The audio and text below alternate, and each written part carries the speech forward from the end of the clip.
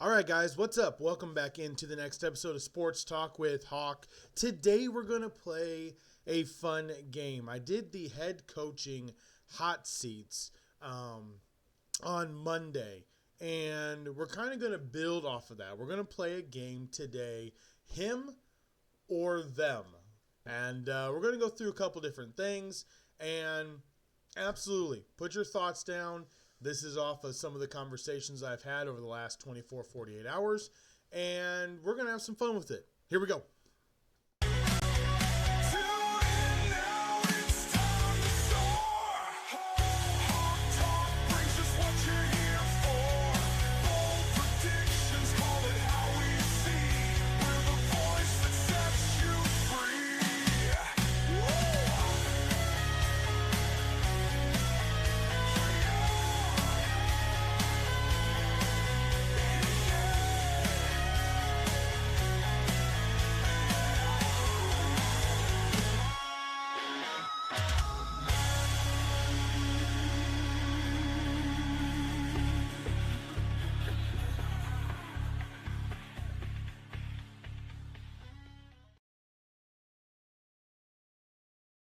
All right, guys, here we go. So let's dive into this. I've got three coaches. We're going to stick with three as far as the graphics, and then we'll kind of talk through a couple other ones. But I wanted to pick three coaches that have had success, but are you sure they're who your franchise wants now? And the first one I've already said is actually on the hot seat. And we're going to start with Zac Taylor for the Cincinnati Bengals. Now, the numbers really don't show the entire story necessarily. You've got the year, without, Joe Burrow, with him being injured. You've got just everything that comes with being a Cincinnati Bengal head coach, which, to be fair, is why Marvin Lewis was so impressive. I think what we can take more from Zac Taylor's tenure as the Bengal head coach is just how impressive Marvin Lewis was to win and make the playoffs with the teams he had consistently in that organization is really, really impressive now that you see Zac Taylor can't really figure it out. Okay? So, Zac Taylor has been coaching in the NFL now. He got hired in 2019. Okay? So, this will be his sixth season as the head coach of the Cincinnati Bengals. Sixth season. He is 46, 52-1. So the record's not great, but you got a couple of those years in there, obviously. His playoff record is 5-2. Now, when you look at it, that 5-2 doesn't look nearly as impressive when you realize the Super Bowl run only had one loss. But nonetheless, he's 5-2 in the playoffs. But he's only gotten there twice, and he does have the Super Bowl appearance when, against all odds, that offensive line gave Joe Burrow half a second longer than it should have for them to be able to beat teams. They had some miraculous, wild, lady luck victories in the playoffs, and sometimes that's what it takes. Like, there's no denying this, okay? Not at all. But let's go to some of the other teams then, and let's play him or them. So, being as straightforward as you can, and as a fan, which is really, really hard, I'm talking more to fans more than I am fanatics. But if you're the Atlanta Falcons, you have Michael Penix Jr., Drake London, Kyle Pitts, Bijan Robinson. You now have two guys young on the defense, Jalen Walker and James Pierce. If they can stay healthy, They will be huge. You've spent some money on defense. Your offensive line is ranked in the top 10, right outside the top 5. Would you rather have Zach Taylor or Raheem Morris if you're the Atlanta Falcons? Raheem Morris, defensive coach. I think he learned a good deal with the Rams and with Sean McVay from his time before with Tampa Bay. But do I fully believe that Raheem Morris is a Todd Bowles copycat? Yes.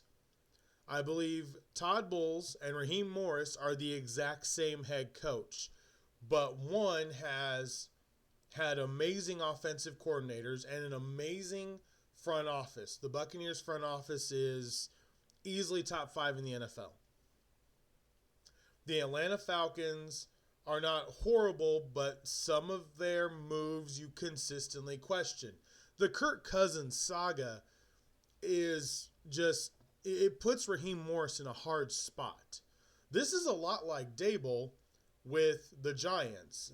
Shane and Mara put him in a hard spot with the whole Daniel Jones situation. It's the same thing Raheem Morris has. The good thing for Raheem is if he can get his side of the ball, the defensive side of the ball figured out, he now has the young core on the offensive side of the ball to be able to mesh and gel together. And I really think Bowles and Morris are the exact same coach.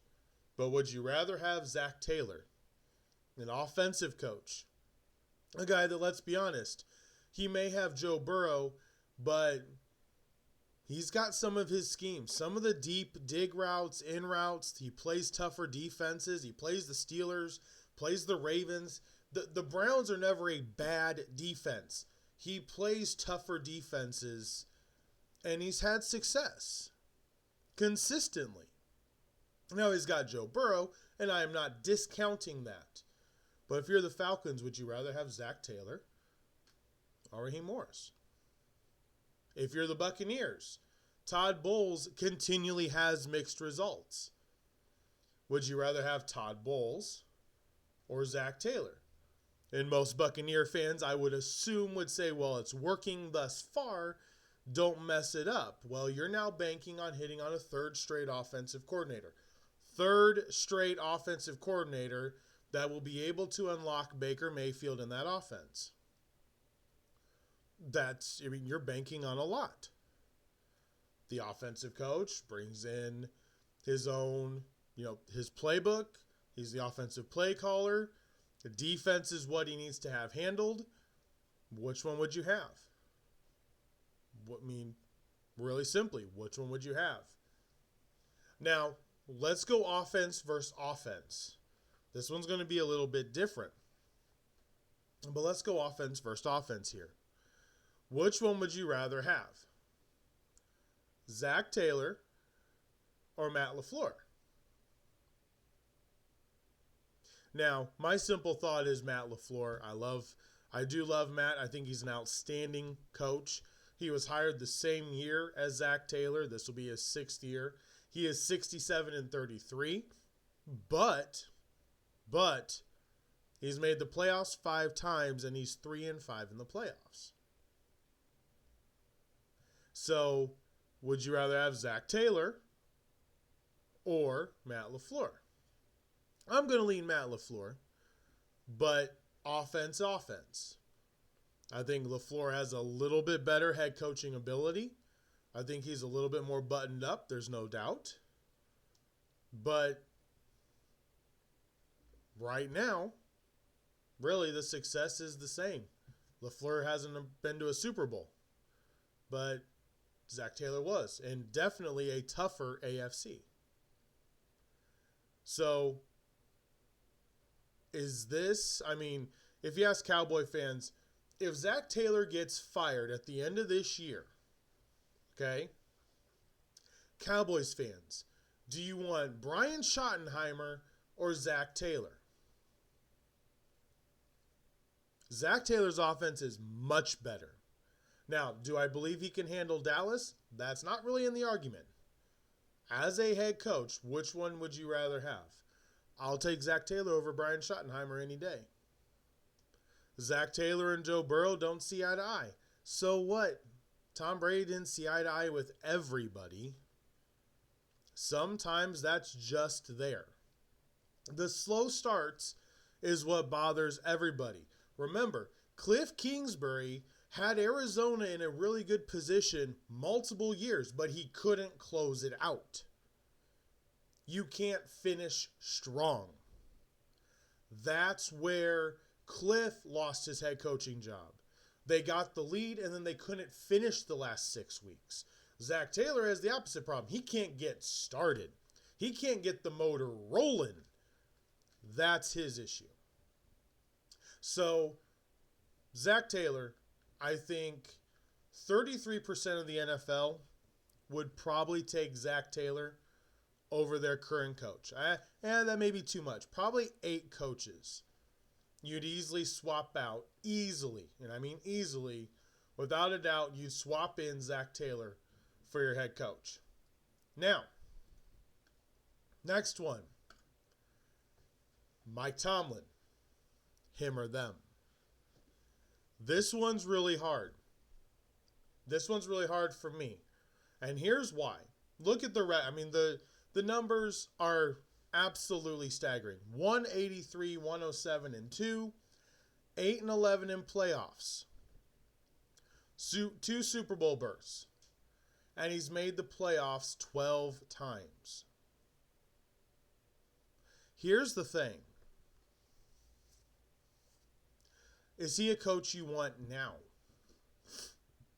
No, I think he is a coach that absolutely, I don't know if he works with Dallas, but if he gets fired at the end of this year, Jerry Jones will probably offer him $20 million a year to come coach the Cowboys. And you will take him over Schottenheimer anytime. We're not even going to debate that. We are not even going to try to debate that. But let's go with the coach that's had consistent success with a quarterback. Would you rather have Mike Tomlin or Sean McDermott if you're the Buffalo Bills? Sean McDermott has been the head coach since 2017.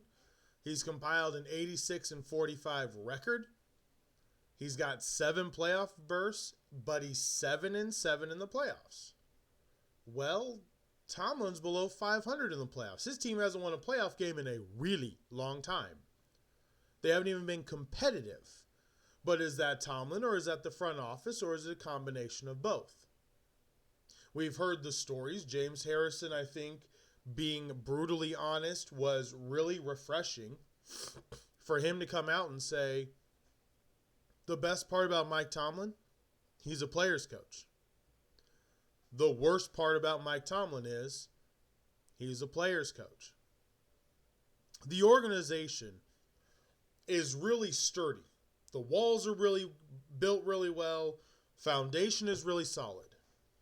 But inside the house, the drywall seems to be hung kind of crooked. Not everything's perfectly laser leveled.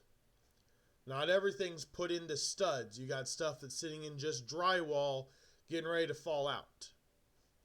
That's what the Pittsburgh Steelers organization is starting to look like.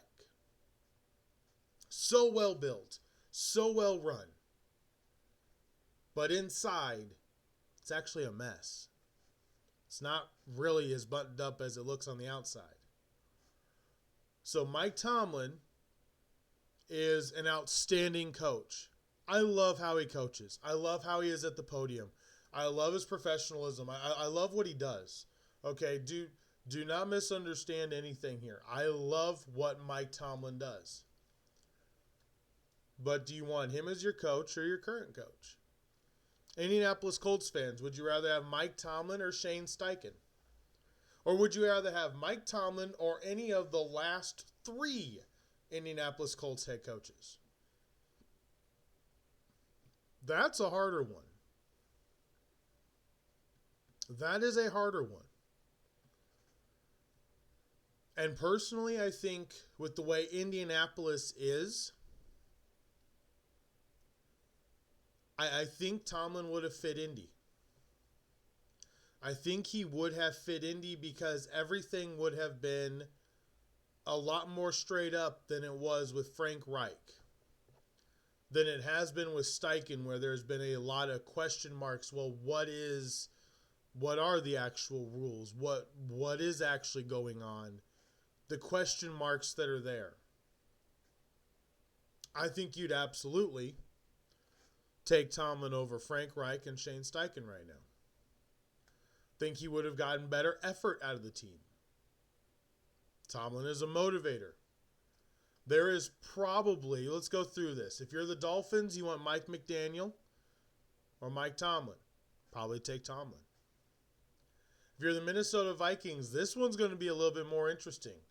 If you're the Vikings, would you rather have Tomlin or Kevin O'Connell? Probably Kevin O'Connell. Young offensive mind, what he did last year, I think has gained him a ton of respect. A ton of respect. And the opportunity to this year, if the J.J. McCarthy pick does not pan out, has given him the ability for this year to just get a mulligan on because of how great last year was. And that in their offseason, they got outbid for Sam Darnold and they got outbid for Daniel Jones. They're stuck with J.J. McCarthy. Kevin O'Connell, if this year doesn't go well, I believe gets a mulligan on this year, and I believe he earned it after what he did last year. Now, here's a bigger one. In-state. Oh, this is going to be bad. If you're Philadelphia, would you rather have Nick Sirianni or Mike Tomlin? Would you rather have Nick Sirianni or Mike Tomlin? Yeah, I know Sirianni just won a Super Bowl. It wasn't because of him. It was not because of him. We all know this. Kellen Moore's offense, running the ball, they were the best team in the NFL on paper, off paper. That front office put together a team that was absolutely stellar. Absolutely stellar. They won in spite of Sirianni. They weren't even the number one seed. Okay? They didn't have to beat the Lions to get to the Super Bowl. They didn't have to go on the road and beat a Lions team to get to the Super Bowl.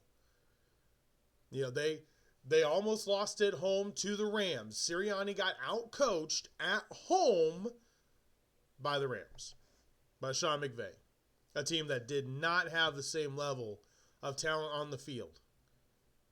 Sirianni consistently gets outcoached. But his offensive coordinator, Kellen Moore, was amazing. His defensive coordinator is top 3 in the NFL. Outstanding. And the front office is top 3 in the NFL, period. Would you rather have Tomlin or Sirianni? Tomlin's won a Super Bowl. He's been to 2. Tomlin can motivate players. Would you rather have Tomlin or Sirianni? That's a little bit harder one. That, I think, is a little bit harder. Buccaneer fans, would you rather have Tomlin or Todd Bowles? We'll go Bucs again. Falcons, Tomlin or Raheem Morris? If Tomlin gets fired, I could see if the Steelers don't move off of him early, then it won't happen. But let's say the Steelers were to move off of Tomlin Sunday afternoon. They don't even wait for Monday. They're like, that's it. Let's say this year they go 7-10. They get embarrassed. They're done. They're not even going to play around with this. They fire him Sunday. Who fires their coach for a chance at Mike Tomlin? You may think I'm crazy. Who fires their coach for a chance at Mike Tomlin? If the Falcons miss the playoffs, Morris easily could be gone. If the Buccaneers miss the playoffs, Bulls could be gone. Arizona, I could easily see trying to get Tomlin out to the desert in a heartbeat. The Panthers, Dave Canales could be out trying to get Mike Tomlin in. Could you imagine the Bengals going after Tomlin to replace Zach Taylor? I still think Tomlin is going to be such a big name. He'll be sought after by any head coaching position that is open. Cowboys, I think Jerry Jones would be number 1. He'd come in. I think he would have an outstanding defense. He'd motivate the players in Dallas. I think he'd be able to control a little bit better what happens as far as the focus down there in Dallas. But that would be wild. And I do think close to half of the NFL would give up their coaches. Here, this is a really good one. Texan fans, would you rather have DeMeco Ryans or Mike Tomlin?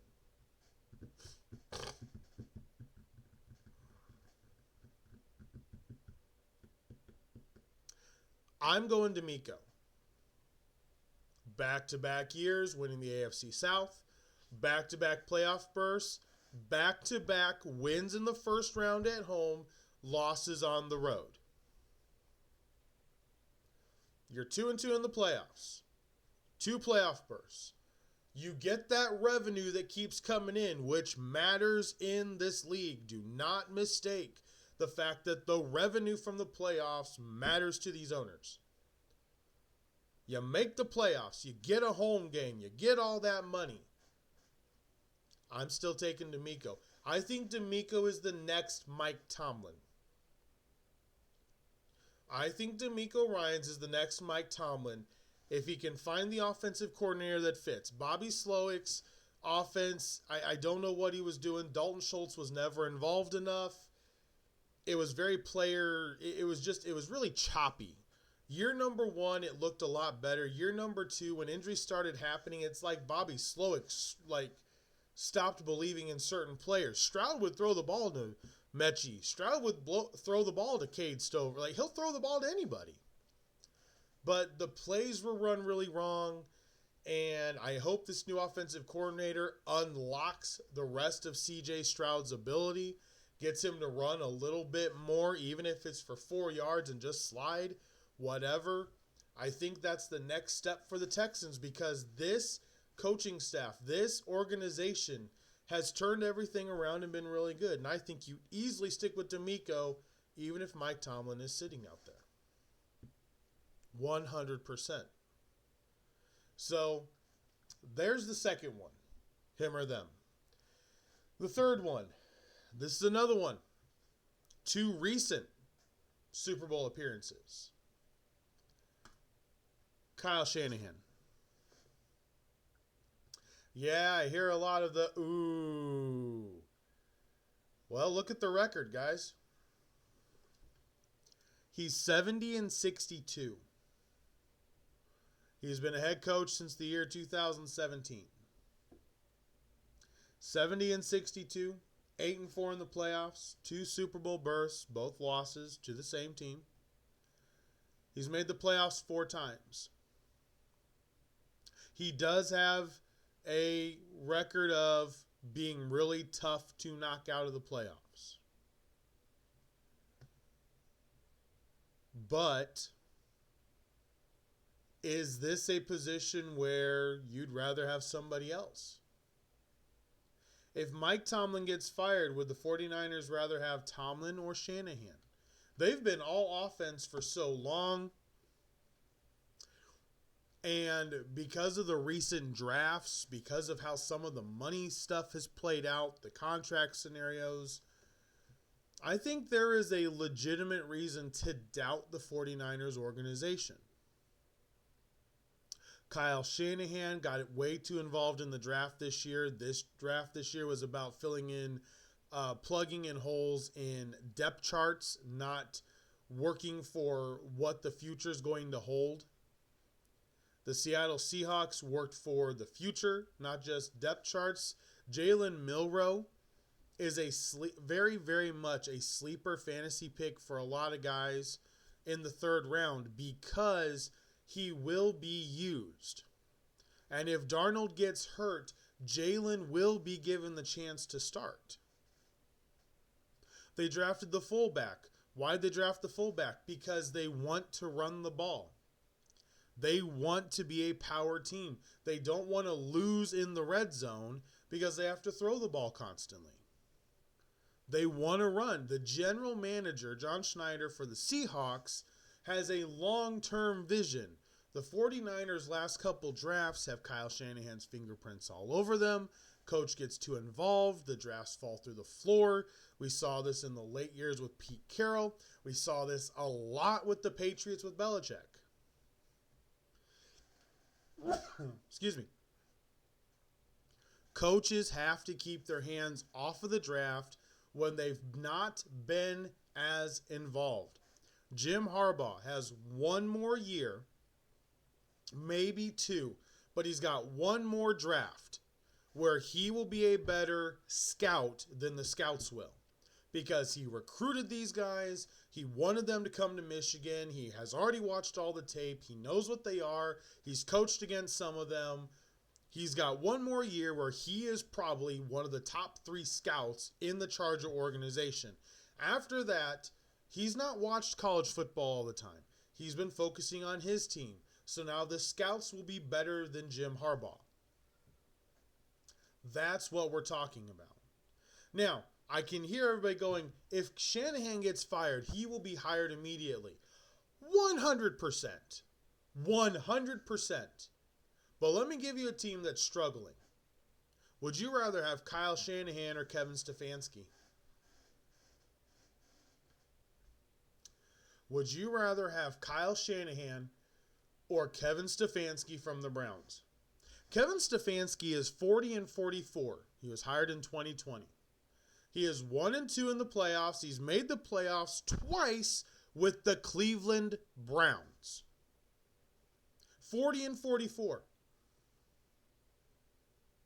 I'm not firing Stefanski to hire Shanahan. Not at all. Stefanski made the playoffs starting 5 different quarterbacks in a year. Shanahan can't make the playoffs when he starts 5 different running backs right now because McCaffrey is so big and so important to him. I don't think you switch him. Would you take Shanahan over Zach Taylor? Probably, but I don't think it's a just snap your fingers, yeah, that's what we're doing.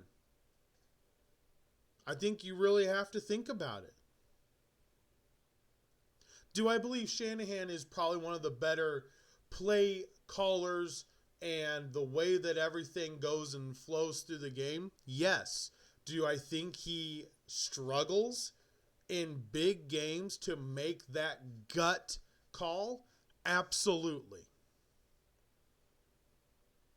He lost against Kansas City the first time because he couldn't make the call. He lost against Kansas City the second time because he couldn't make the call. He didn't want to lose the game instead of go winning the game.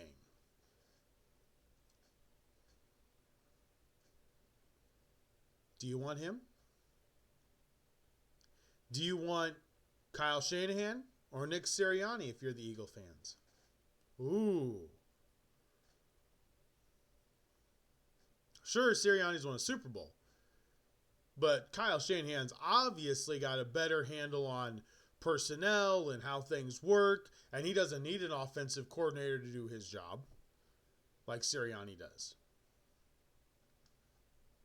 Do you want Sirianni or Shanahan? If you're the Bills, do you want McDermott or Shanahan?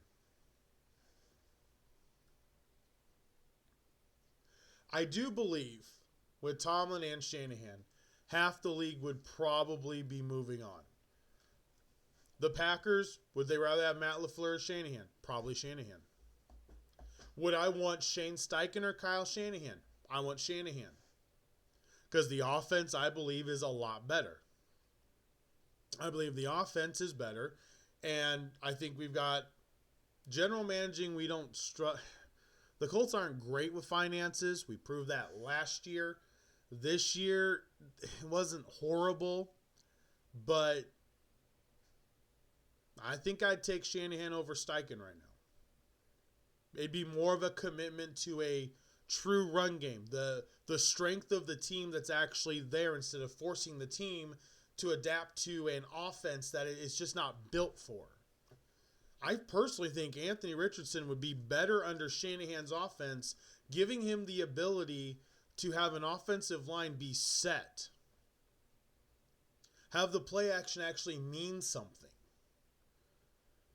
Uh, Shanahan, a lot of the allure for Shanahan is the offense. Is your offense set up to be able to run? If you've got an offensive line, and I've said this for the Colts a long time, and then we'll close this out. My biggest thing with the Indianapolis Colts head coaches that have come in that are offensive, Frank Reich, Shane Steichen. Frank Reich did better at being an under-the-center quarterback, and I know it's not very common. I get that. But what do the Rams do every year? Win. What are the Lions doing? Winning. What are the 49ers offense doing? Most of the time winning. Starting in shotgun all the time. The Buffalo Bills figured this out. Joe Brady figured this out. You got to start under center. You have to run downhill. When you've got a big offensive line, you got to let the big hogs eat. You got to let them go. So I think there are easily 15 teams in the NFL that would take Shanahan's offense over their own. Building a team with an amazing offensive line that can ground and pound and win, that's what the Bears are doing. That's what the Vikings did. They spent a bunch of money on their offensive line. The Bears spent money on their offensive line. The Titans, Brian Callahan, to his credit, the Titans have spent money on the offensive line. They needed an offensive line. They went out and bought 3 different players. And I think the line's going to be vastly improved. Vastly improved. What did the Eagles win with? An offensive line. What have the Chiefs struggled with? Even though they've won Super Bowls, we got to be honest. Offensive line. That's what their downfall has been. In their losses. It's the offensive line. There's just a reality. So, those are 3. Him or them. It's going through. Tenured coaches. Because we got a lot of coaches that have been in the league for 4 years or less. Didn't want to do them. Did not want to do them. Want to do guys that have been in the league a little bit longer. Make sure that we got a little bit better sample size so that we could judge a little bit more fairly. So, there it is, guys. Him or them. That is today's podcast episode. Tomorrow, we're going to have a little bit more fun. Got one more podcast for this week. It is July 2nd. Have an absolutely fantastic rest of your night. Make sure to drop a comment down below. Would you rather have any of these 3 coaches, Zach Taylor, Tomlin, or Shanahan, over your current coach? Over your current coach, whoever it may be. Have an absolutely fantastic evening. Make sure to like, subscribe, ring that bell. As always, I deeply appreciate it. Until next time, guys, for Sports Talk with Hawk, I am Hawk, and I'm out. Have a fantastic evening.